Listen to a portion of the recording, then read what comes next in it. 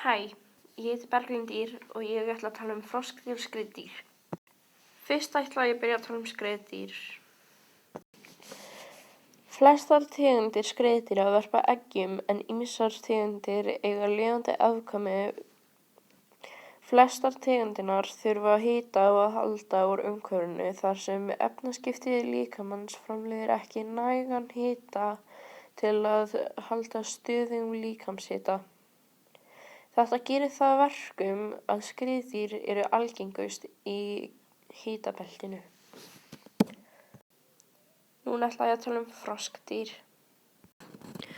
Froskdýr er flokkur seildýra sem inniheldur allar tegundir ferfætlinga. Þau skipta sér í 3 ættbálka: ormakörtu, sálmakörtu og froska.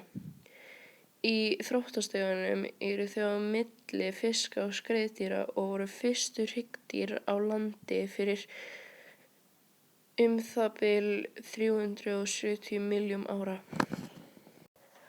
Froskdýr geta andað með lungum og húð. Froskdýr búa út um allan heim nema á köldustu svæðunum.